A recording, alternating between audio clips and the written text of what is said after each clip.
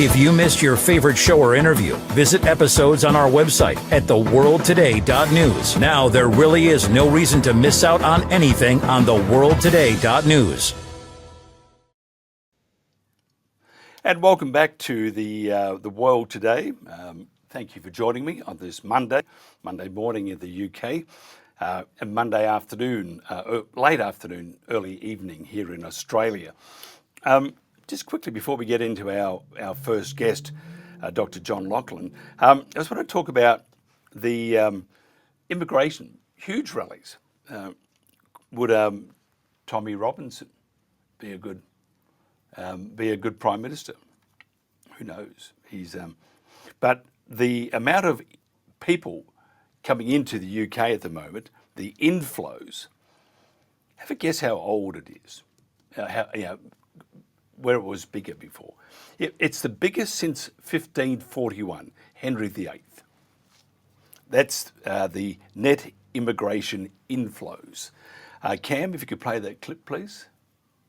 And do you think it's possible to have a debate about immigration, about these incredibly controversial issues without getting carried away with emotions? That's what we're going to try and do here, just looking at the numbers. I've got so many charts here, just trying to tell you the picture of what's going on with migration, and we'll just try and get a few through some of them. This is starting with the big picture. This is basically showing you how many people are coming into the country, that's immigration, and how many people are going out. And we've got it going back to 2012 here. And when people talk about net migration, what do they mean? They basically mean they take that bit away from that bit. So a number of people leaving away from the number of people coming in, and you get a net figure. It's usually positive, or at least it's positive in recent years, but sometimes it can be negative as well. And that number is up to, or at least it was up to a few years ago, 2023, it was up to about 900,000. And when you think back a few years to when David Cameron was talking about bringing it down into the tens of thousands, well, we are so far beyond that. And it's worth just saying, although it looks like it's coming down, worth treating that with a little bit of caution, because these numbers get revised quite a lot. They're provisional, at least. The last few quarters are provisional. But a bit of context here, OK? So if we take that line and work out what it is as a percentage of the population, it's about 1.25% of the population. When in history have we had flows of net migration that have been as high as that? Well, the short answer is basically never. And I can tell you that because we can look back, not just as far as this chart goes, but we can look back all the way to, believe it or not, all the way to 1541, the Tudor era. And this is showing you how many people are leaving the country or indeed coming in. It's net migration going back all of that period. Most of this covers England, and then you've got the UK in the more recent years there, in the last century and a half or so. And what do you notice? You notice that for most of English history, at least, more people were leaving than coming in. But you also notice this. If we bring on the latest figures I just showed you a moment ago here, that's your 1.25% of the population. And we have never seen anything like that. Going back to the era of Henry VIII, we have never seen net migration as high as it has been in the last few years. It's kind of flabbergasting, really. So it's amazing, isn't it, the net migration?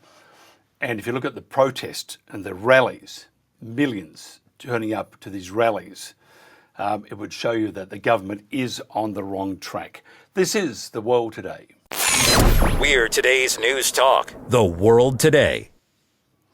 And back again. Nice to have your company too, by the way. Dr. John Laughland is Director of Forum for Democracy International and a lecturer in political science and history at the Catholic Institute of the Vendée in Western France. He was director of the Euroskeptic think tank, European Foundation, until 2008, and director of studies at the Institute of Democracy and Cooperation in Paris until 2018. He worked at the European Parliament from 2018 to 2020. John, thanks for joining us. Can you bring us up to speed with the latest in the French political developments, understanding that anything could happen in 5 minutes? Yeah, well, you very kindly invited me on last week after the French Prime Minister resigned, the previous French Prime Minister, François Bayrou. But since your invitation on Friday afternoon, the American ratings agency Fitch downgraded France's credit rating to one of the lowest levels among the, let's say, top set of European countries. And this is was not at all a surprise on it, but what it shows is the chronic nature of France's problems. The debt has risen by 1 trillion euros, 1,000 billion euros in the last 10 years. The management of the French economy by Emmanuel Macron, first under François Hollande, because he worked at the Élysée under François Hollande's presidency, then as Minister of Economics, and of course, since 2017 as president, has been absolutely cataclysmic. So this is a problem that goes back at least a decade, more than a decade, and in some ways actually back to the 1970s, because France, like many countries, hasn't had a balanced budget since then. But it also goes back, if you like, more immediately to the decision that Macron took last June 2024 to dissolve the French Parliament, and that led to elections in July, which didn't need to happen.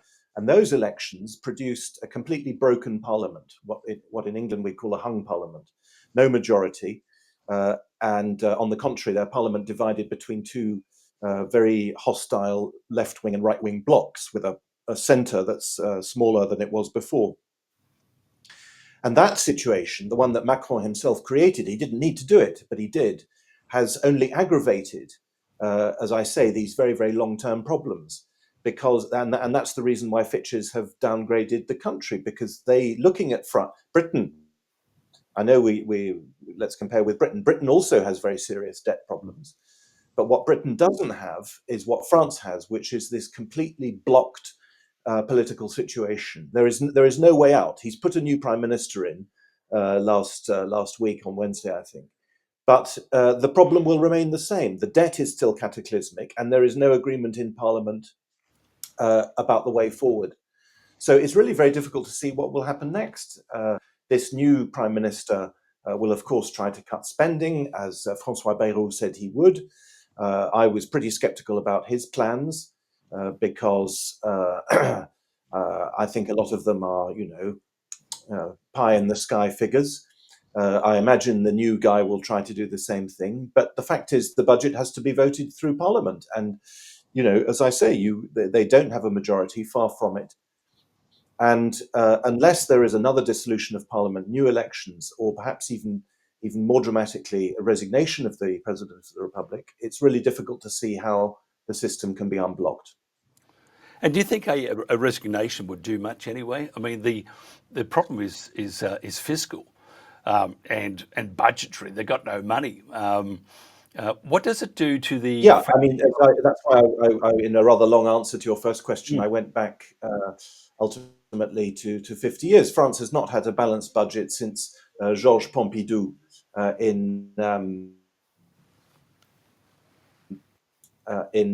sorry, are you still there? Yes, I had a call coming in the 1970s. So this is a very, very deeply entrenched problem, but it has got a lot worse in the last 10 years. And you're right, the facts are there, and no amount of political, or it's very difficult to see, even if there were to be a new parliamentary majority. Yes, the problem is absolutely catastrophic, but it's catastrophic in other European countries as well, including in Britain. So the specific problem that France has is this and of course, this is this isn't the first time in history that this has happened. France, unlike Britain, does have a long tradition of fractured political institutions, of political division and so on. And that's the situation that we're back in now. What do we do? Because you are right. It's not, France is not alone here. It's not the only rower in the boat. We have, look at the UK, of course. They're tottering. We have other countries. I think Germany's in a spot of bother too, and others. How do they fix it? Actually, let's forget that bit. How did we get here in the first place? Well, we got here through excessive state spending. It's as simple as that. And we got here as well as a result of very low interest rates. Let's not forget that after 2008, the world decided to print gigantic, colossal sums of money. When I say print money, what I mean is that the central banks all over the world, the European Central Bank, the Bank of England, everybody, they bought government debt at knockdown prices. The government issued hundreds and hundreds of billions, if not trillions of debt. And this was all bought up by the central banks. And when money costs nothing, costs zero to buy, then governments went on a spending spree. But of course, that time is over now, and the bill. They've now got to settle the bill. So that's if you like, medium-term problem. But perhaps more fundamentally, and this in a way is the most sinister aspect of it, we've had now. I'm not an economist, but we've had, I think, a generation of economists, if not many generations, who have been telling us that debt doesn't matter. They've said debt doesn't matter. You can have as much debt as you like. I've never understood how anybody could take such a claim seriously. But it has been made, and made repeatedly, by economists who other people hold in high esteem. And that, of course, has again only encouraged governments to overspend and undertax, or rather to spend more than they receive in tax revenue. Once again, all of the West, every single Western country, or every single G7 country is in this situation. It's actually the defining factor situation. They have surpluses sometimes, they have plenty of foreign reserves. The West, for some reason, is just drowning in debt. Yep. It's interesting. I've also read that it's good debt, not so good now. It would have to be a long-term clawback. What sort of pain would France be expecting, knowing that they have to pay the bill? I didn't, unfortunately, there's a bad connection. I didn't fully hear your question, but you're asking me how France is going to pay the bill, right? Yep. Yeah. Well, they have to cut spending, and above all, I mean, there are crazy outflows from the French budget. There's a massive foreign aid program. There's a gigantic number of people registered on the social security system who don't live in France. Probably 30 or 40 million people living on the French social security system who don't even live in France. These are massive abuses. There is, of course, there are gigantic sums going to Ukraine, tens of billions from the European Union, many, many tens of billions, and of course, much of that going from France. There is foreign aid paid by France to China, for God's sake. China is the biggest economy in the world. It's one of the richest countries in the world now.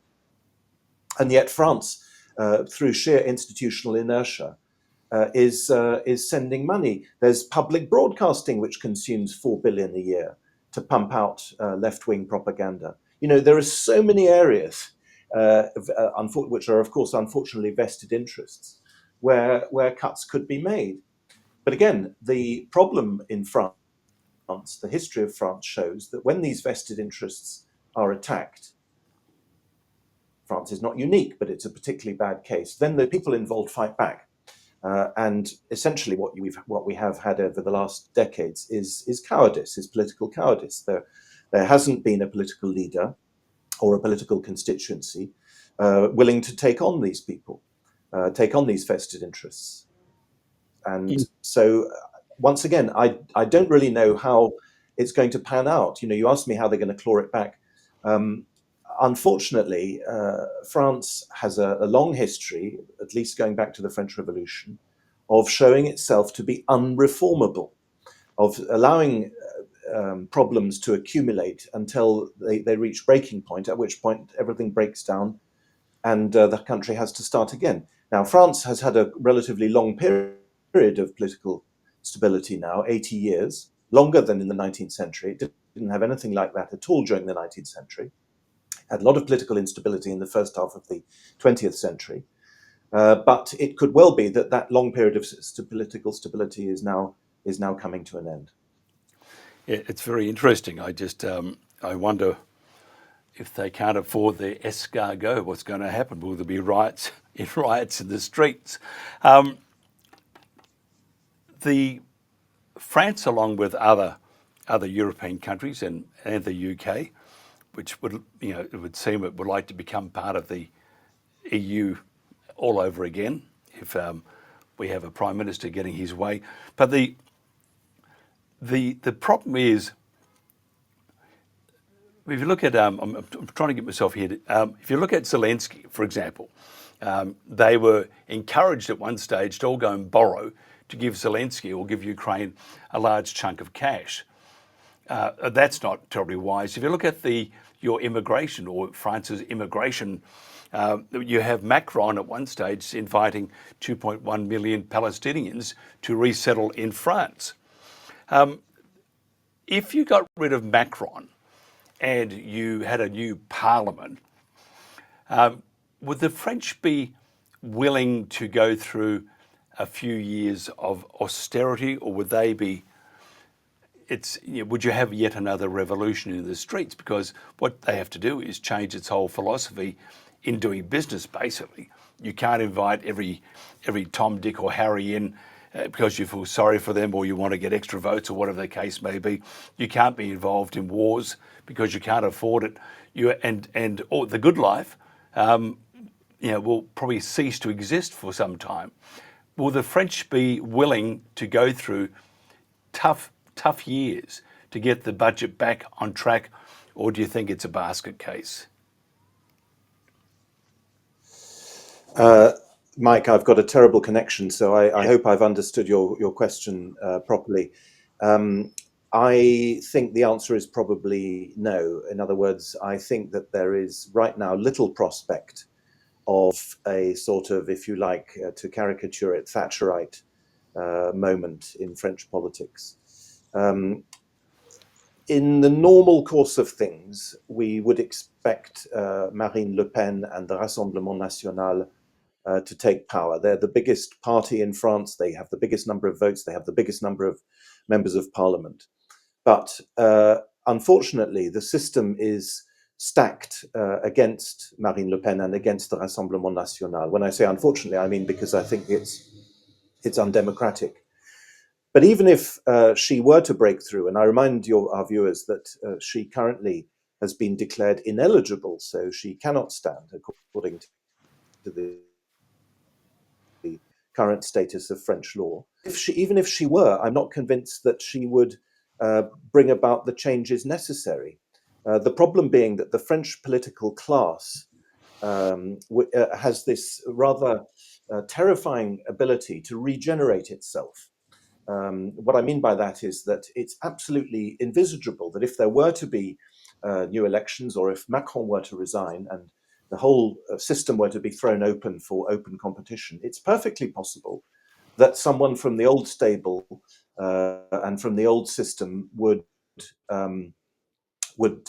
be re-elected. And under those circumstances, and these people are not just formatted on the issue of immigration, which you're absolutely right, Mike, to raise, is very important, because of course that's one of the many costs which France and other economies are bearing. People talk about immigration as a chance and as a factor for GDP growth and all the rest of it, but actually immigration is costly. Immigration costs more than it brings.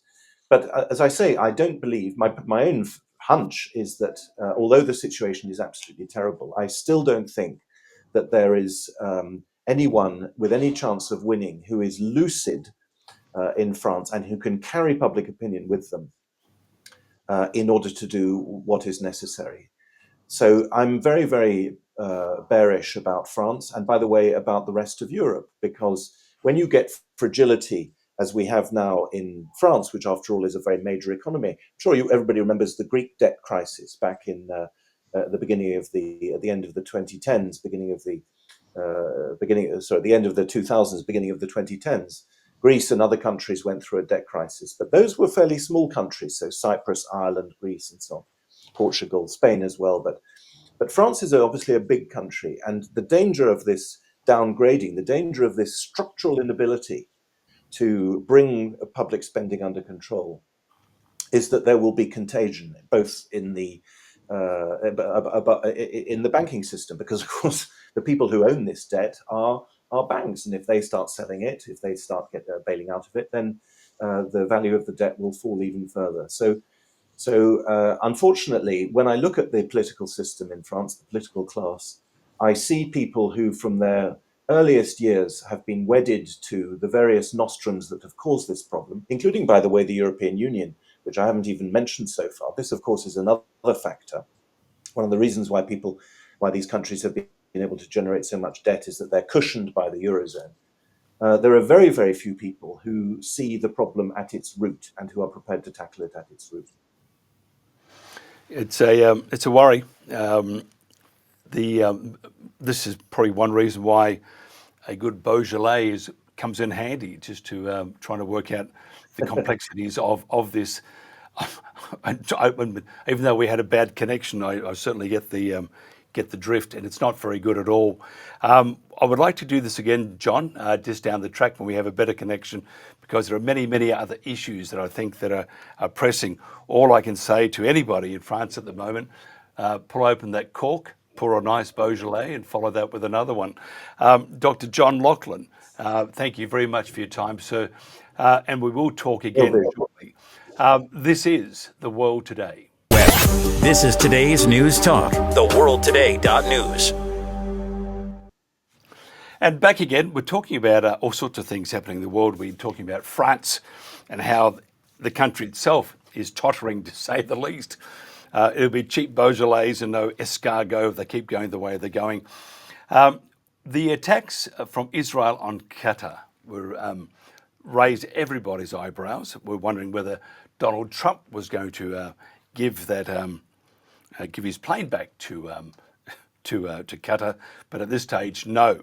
To find out his thoughts on the Israel attack on Qatar is Dimitri Lascaris.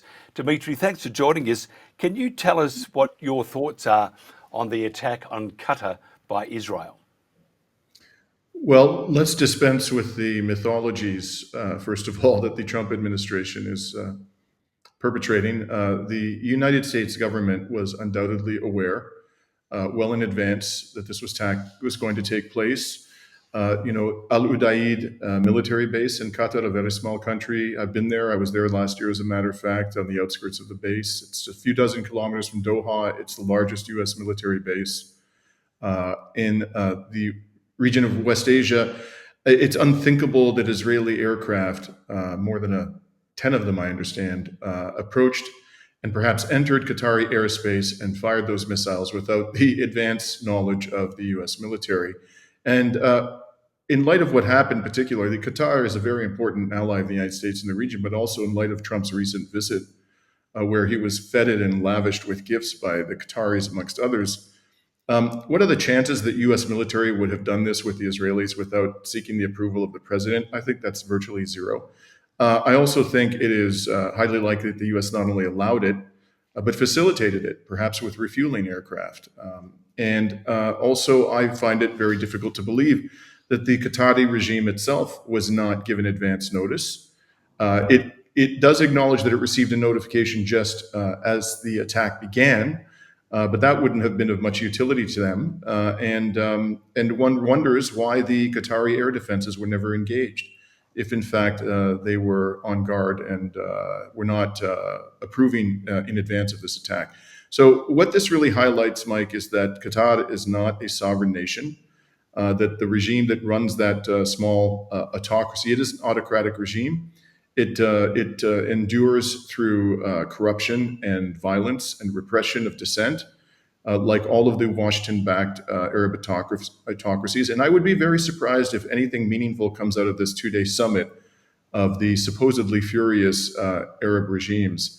We'll have to see. They'll do something, I'm sure, for purposes of appearances. But whether it will be enough to actually deter further attacks from Israel, I think, is highly doubtful. The retaliation, as promised, most likely not to happen? Yes, not surprised at all. As a matter of fact, I commented on social media a couple of days ago about reports that Donald Trump had, quote unquote, demanded that Netanyahu not do this again. And so far, Netanyahu is playing hard to get and indicating that he's going to retain the right to strike Hamas officials wherever they may be. Presumably, that would include other Gulf states. But I think what's likely going to happen here is that Trump is going to say, oh, look, I finally, under great pressure, forced Benjamin Netanyahu, my good friend Bibi, to vow not to do this again. And, I assure you, you have my personal word that it won't happen. And of course, Donald Trump's word is mud. And so what I think is going on, and this is what my interpretation of this was on social media, is that this is they're preparing the path for a climb down by the Qatari regime in a way that doesn't look completely devoid of dignity. Could you go further into the climb down? I mean, that's an interesting scenario there. Well, they have to say to their people and to the other Arab peoples of the region who live under these autocracies and are oppressed by them, that they take the concept of sovereignty seriously, and that they care about the honor of their people and their countries. They have to be able to say that with a straight face. So there has to be something given, even if it's only cosmetic in nature, for them to be able to say this with a straight face. And I think what's more likely to happen is that something is going to be a promise by the President of the United States that this will never happen again, and his repeated expressions of displeasure. Of course, that's grossly inadequate and will provide absolutely no assurance that it won't happen again. We've seen again and again that Donald Trump is pathologically dishonest and doesn't really care about the dignity of the peoples of the region at all. But at least it'll be some cosmetic concession by the United States and Israel, which will allow the Emir of Qatar to say, we got something. We got something in response to our threats of retaliation. Looking at the Middle East, which is, I mean, truly, I go right back to the days of, what was that movie called? Anyway, it was a movie, I've forgotten, Mental Block Time. There's always been conflict in the Middle East, but this time it seems to be a lot more intensified and more aggressive coming from Israel. What's the consensus? What do you think the consensus is at the moment from all these other countries that surround or neighbourly to Israel? Are they just about getting fed up with being bombed? And is Israel, can they be held accountable?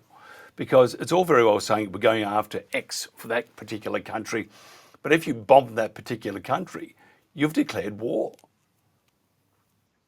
You're quite right about that. And the answer to your question depends upon what you mean by these countries. If what you mean by these countries are the masses of people living in them, polls show, and this should surprise no one, that they're absolutely outraged by Israel's behavior. Not just the violations of the sovereignty of Arab nations, but particularly the extermination of the Palestinian people. So, for example, in the early days of this genocidal rampage by Israel in the Gaza Strip, there was a poll done in Saudi Arabia, which is a heavily censored society, which showed that something in the range of 94% of Saudis wanted their government to end all diplomatic relations with Israel, which it hasn't done. So there are plenty of indications. Protests. There was a protest recently in Bahrain, which is a deeply repressive society. It's risky to protest because the Bahraini regime decided, after having sent the Israeli ambassador packing in the early days of the genocide, to allow him to be replaced by a new Israeli ambassador. And after the foreign minister of Bahrain welcomed him to the country, political unrest erupted. So at the level of the street, there's huge anger and opposition to Israel's behavior. But the autocracies themselves are proceeding with business as usual and have been from the very beginning. I mean, throughout the last 2 years, even before the attack on Qatar, Israel was committing crimes of unimaginable depravity against the Palestinian people and the people of Lebanon and Syria and Yemen. And then there was the war of aggression on Iran, and they did nothing other than spew hot air. So these autocracies are interested in one thing and one thing only, and that is the preservation of their own vast wealth, which they have accumulated with the enablement and the protection of the United States. That's their compensation for being puppets of Washington. That's all they care about. And as long as they are allowed to retain and expand their wealth, I believe they will not act in accordance with the will of their people. What about the will of the rest of the international community? For example, looking at Gaza and I know in Australia, for example, our Prime Minister has, terrible Israelis doing terrible things, and you look at other countries. But from this seat, from what I see, is it's just words. It's nothing else but words. Do we expect more than words soon, or is it this is just part of the vernacular, and it's just going to be words, and then we've done our bit. We're told them we're unhappy. Let's go back to how we were. Well, it has in recent months gone beyond words, although you're quite right that that is overwhelmingly what the West has done in response to this genocide. It's engaged in rhetorical flourishes. But there have been some concrete measures taken, in particular in the last few weeks. There was the total arms embargo on Israel imposed by the Spanish government. There were sanctions announced by Belgium, which I have criticized, but they were at least an improvement upon the purely rhetorical response of the Belgian government. There have been the indictments from the ICC, which has placed severe restrictions on Netanyahu's and Gillad's ability to travel and put them at legal jeopardy. There is the ongoing case of South Africa in the International Court of Justice, which at this stage is very likely to end up in a determination that Israel did, in fact, and is committing genocide, and there will be consequences for that. It's not nearly enough, Mike, not even remotely close to enough. And the hypocrisy here is grotesque, because even as the West has enabled, not simply allowed, but enabled Israel to carry out these crimes inside and outside of Palestine, it has imposed sanction after sanction after sanction on the Russian Federation for invading Ukraine, even though, according to international organizations, the number of civilians killed by Russian forces in Ukraine, a war which has lasted much longer than the genocide in Gaza, is far lower than the number of civilians killed by Israel in Gaza alone. The number of children estimated to have been killed in these 3.5 years of warfare in Ukraine, and this has been a brutal war on both sides, is in the range of 750. The number of children that Israel has killed, according to most recent estimates in the Lancet, could well be in excess of 300,000. And even the official figure of Hamas, which is a gross understatement, would put the death toll for children in the range of 30,000 or more. So how can the Europeans and the Americans and the Canadians and the Australians speak with such indignation about Russia's invasion of Ukraine and impose all of these sanctions while allowing Israel to get away with far worse? So as a result of this, huge public pressure is building in the West. And I believe that ultimately the discrepancy between public opinion in the West and the government in action is going to become so great that governments will be forced to act. And the last thing I want to say is, in the interim, the most severe price being imposed upon Israel, and it is a severe price, is by resistance groups themselves in the region, inside occupied Palestine, in South Lebanon, in Yemen, also Iran. And you see the evidence of this in Israeli media. The levels of rehabilitation, where numbers of soldiers required to undergo rehabilitation in Israel, are at historic levels. There's a suicide crisis in the Israeli military. Tens of thousands, if not more than 100,000 reservists are refusing to show up for duty. And the military of Israel is exhausted. Its stocks are depleted. It is almost in open rebellion. And from here on in, things are only going to get worse. So the people who have actually imposed the most accountability on Israel are the ones who are suffering the most at the hands of Israel. Okay, next thing. Do you see it ending? Bibi, he knows full well that once there is not a ceasefire, but a peace deal, which I don't believe will happen, by the way, but if there was one, he would most likely be arrested and at least be in jail. So if that's the case, he's going to do all he can to stay out of jail, all in, to protect Israel, all that sort of bullshit. And that's what he's going to do. How do we end it? Even if he is arrested, who takes his place? Do you think the amount of killings, and you mentioned 30,000 children? I don't know about you, but if that were 30,000 Australians or anyone, children that were killed, I would never, ever forgive. And very few people will. Unfortunately, Mike, I think you're absolutely correct. Netanyahu's powerful incentive, his self-serving agenda, is to escalate. There really is no other alternative. And the latest attempt, the reason why he attacked Doha, of course, was to kill the negotiators, the Hamas negotiators who have survived. You couldn't imagine a more powerful message than that his regime doesn't want peace. It has zero interest in even negotiating, let alone a peace deal.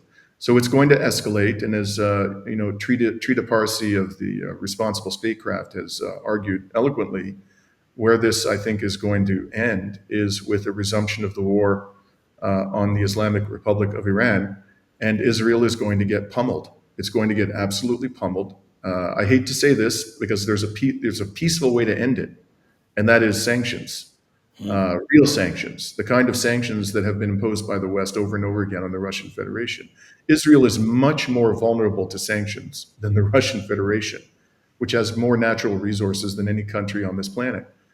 Israel is a tiny country with a very limited economy. It's resource starved, and it wouldn't take much for the Western powers, its backers, to bring this to an end. But they're not going to do that soon enough, in my view. There's no indication that they will. And so this will end with a devastating war against the Islamic Republic, which Israel will lose.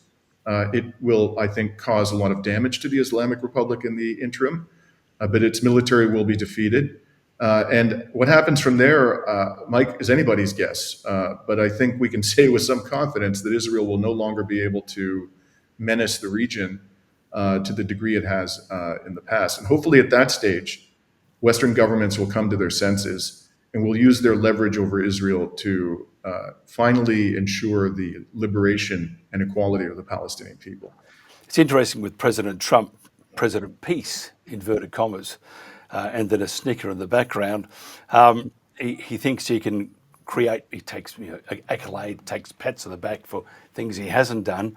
Do you see the US not supporting Israel, or will it just be just rhetoric? And then you have, if you look at Zelensky in Ukraine, at one stage saying that we're not going to support Ukraine. On the other hand, though, wrapping up NATO, which is basically the ones who are attacking Russia from Ukraine. So therefore, it was all hypocrisy at its best. And then you look at the peace deal that he's trying to do with Iran, and at the same time doing this peace deal, he was quite happy with the attack by Israel on Iran. So do you think we'll ever get to a stage that there will be peace, or that the US will withdraw? Because if the US withdraw from Israel, you would then possibly have a chance of some sort of ceasefire, maybe not a peace deal, but a ceasefire at least, so that they can recover the bodies and save those that are injured and do something humane for once instead of the mass obliteration of people. Oh, yes, I think the United States is going to be driven from the region, as will the British, the French. They'll all be driven from the region. I can't tell you when that's going to happen. I do believe, based on the evidence, not based on wishful thinking, in my view, that this will happen in my lifetime.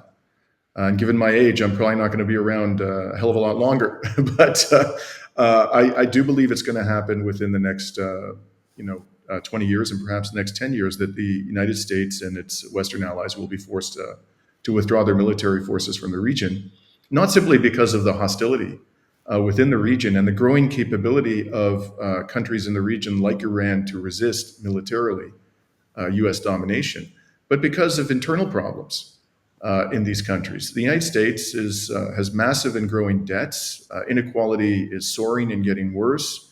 There's a tremendous amount of violence domestically. We just saw this with the murder of Charlie Kirk. But there are plenty of other examples. There are something in the range of 4 or 5 mass shootings a day in the United States. I mean, it's just an epidemic of gun violence. You have problems with decaying infrastructure in the United States, the regulatory regime, essential regulations, particularly relating to the environment, are being gutted. 500,000 families a year approximately are going bankrupt in the United States because they can't afford to pay their medical bills. This is unsustainable. And there will be mass political unrest. I believe it's actually begun in the United States. And if you look at the polls, Charlie Kirk, interestingly, as many have noted, in the latter weeks of his life, was actually starting to raise hard questions about U.S. support for Israel. And it's not just him. Candace Owens has turned hard against Israel. I watched an episode. I never watched Candace Owens before she began to speak out against Israel. And in one recent episode, she said, people who support Israel are filth. That's the word she used, filth. An assessment, by the way, with which I agree. But that's beside the point. The point here is that somebody who has massive influence amongst the MAGA movement, and there's, of course, Tucker Carlson, another person with massive influence in the MAGA movement. So the Democrats have already turned against Israel, a majority of them. And the Republicans are heading that way soon. And as I said, at a certain point, the discrepancy between public opinion and government policy becomes so great that something breaks. And that's the direction in which the United States is heading when it comes to Israel. Tell me this as a wider picture. We look at what's happening in the Middle East, what's happening within the borders of say, the US, the UK, New Zealand, Canada, Australia, Europe. Is it quite possible, and I think it is, that we are seeing before our eyes, and I don't think it'll take 10 years, we're seeing the rapid dismantling of the West. How do you feel about that? I mean, I just look around us. It's falling apart. If the West is being dismantled, who takes its place? Well, I think it is falling apart. Look at what's happening in France. You have a profoundly unpopular president, Emmanuel Macron, who had a shred of integrity. He would have resigned by now, but he continues to remain in power and to appoint people from his own political persuasion, even though his party lost the last election. He's just showing the entire French electorate the middle finger. The country's debt to GDP ratio is now approaching 114%. Its deficit is twice the EU limit, and people are fed up. At the same time as the government of Macron is hell-bent on imposing austerity on the French, he has agreed with all these other lunatics in the West to raise their military spending to 5% of GDP. Utter insanity. They're going to go bankrupt. And so people are rebelling, and you can see this in the UK. Starmer is extraordinarily unpopular. He too is ramping up military spending while losing control of the finances of the United Kingdom. He's embracing, the president of Israel, Isaac Herzog, who's a war criminal. He appointed this character Mandelson to be the ambassador of Britain to the United States, and it's just been discovered to what degree Mandelson was a friend. A close friend of Jeffrey Epstein. So we're heading here towards political collapse and permanent economic decline. And it seems to be quite obvious that the replacement is going to be the non-Western world, and principally China, which just even now, according to purchasing power parity measure of GDP, is by far the world's largest economy. And the Russian Federation's economy is growing more robustly than that of any European country, any major European country. And you have other countries such as India becoming a large, growing, rapidly expanding economy, huge population, becoming increasingly estranged from the West and the United States because of its belligerent hegemonic behavior. The future lies with the BRICS and any sensible leader in the West who wants to adapt his or her country to the realities of the world today and the realities that lie ahead. They would be deepening their relationship with the BRICS countries, politically, economically, and militarily, and stepping back from the G7 and from NATO and from the EU, and doing everything they can to also enhance their own capacity to meet the needs of their peoples through domestic production and not rely upon other countries, particularly Western countries. But I don't see any single Western country that's doing that, Mike. Not one. It's the obvious solution. But they're all doubling down on depravity and failure. and doubling down on free speech too. They all under the guise of it's for your own good, it's for your safety that we're going to have all this. And in fact, in Australia, we have the e-safety commissioner who is very strong links to the CIA. What could possibly go wrong? But you have whether a conservative or left or right, all of the same ilk. Got to control the internet, got to control the people. The misinformation needs to stop. You're the one spreading the misinformation. And I see at the Shanghai Cooperation Organization Summit, India and Russia and China and I think about 100 other countries were there. The cooperation that was shown and the diplomacy that was shown between India and Russia or Russia and China, I was pleasantly surprised with, and that's what's lacking in the West at the moment. What I saw between India and Russia and China, even though China and Russia do have stoushes, I saw still the building blocks of trust and making the world a better place. Yet with the West, with anything to do with NATO, it's just thump you on the head and you'll do as you're told because we are the West. Well, as we talked about it before, I think the West is finished unless we can get back to what the West was all about: democracy, freedom of speech, less government, less wars. I can't see that happening, though. Can you? Not with this crew in office. Let me be crude. Our salvation lies in throwing the bums out. That's the real answer to our problems. All of this is fixable. We do have to deal with the fact that we have been punching above our weight in the West, and we've been doing so through rampant militarization and shocking levels of criminality on the part of our governments in the non-Western world. So I think the good old days, which is to say the days where we could simply pillage and loot countries of the non-Western world, are over, and there are going to be consequences to that, and rightfully so. But we don't have to experience an economic, political, and military collapse. It's possible to navigate these difficult waters with leadership that has integrity, a basic sense of human decency, a fundamental respect for international law and human rights, and a commitment to real democracy, as you say. If we replace the current lot of psychopaths and pathological liars, because that's what they are, let's be clear, nobody who supports what Israel is doing could be anything other than that. But if we replace them with people who have those basic, decent human qualities and a minimum level of competence, the future for the West would be far, far brighter. But that's going to require us to come together collectively and, as I say, throw the bums out. And the sooner the better. Yeah, I totally agree with you. I totally agree. Just quickly, as our time has almost expired, where do you see the next moves in the Middle East in regards to Israel? Well, I don't see the Trump regime, and I'm fond of calling it that. It's a regime. Is going to reign in Israel anytime soon. I think. And by the way, let me be very clear. I don't ascribe to this theory that Israel controls the U.S. government. I think that's nonsense. I understand it has a certain superficial appeal, but the idea that this little pipsqueak of a country with a population of 10 million people controls the foreign policies of the United States government, I find that laughable. And if you don't believe me, listen to Colonel Lawrence Wilkerson, the former chief of staff to Secretary of State Colin Powell, who says that it's the United States that directs Israel. Israel's doing exactly what the United States wants.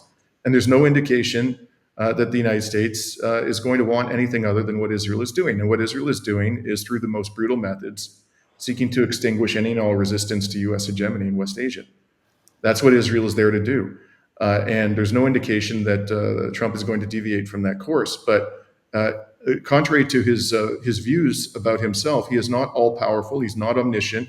His power is actually on the wane. It is very limited. He's extraordinarily incompetent. The whole world can see to what degree he is dishonest and perfidious. And as a result, the United States government, through a combination of economic and military and political coercion, is going to have to change course and will ultimately have to abandon its rabid attack dog in West Asia. It's interesting times ahead. I see that there's some say a spacecraft heading towards us at the moment. I think it's Atlas 3.0 or something like that. Maybe they're coming to collect Donald Trump. Wouldn't that be wrong? He wants to be president of the universe. This is it. His chariot is on its way. But the scary thing is maybe it's not, and it's just a comet going to fly straight past us. Great chatting with you, Dimitri. If somebody wants to find out more about you, how do they do that? Well, my main gig nowadays is I'm the host of a YouTube program called Reason to Resist, with the 2 being the number 2. And you can find us there. We put out 4 or 5 reports a week. But I also am quite active on X under the handle @Dimitri Lascaris. Absolutely fantastic. Thank you very much, sir, for your time. This is The World Today.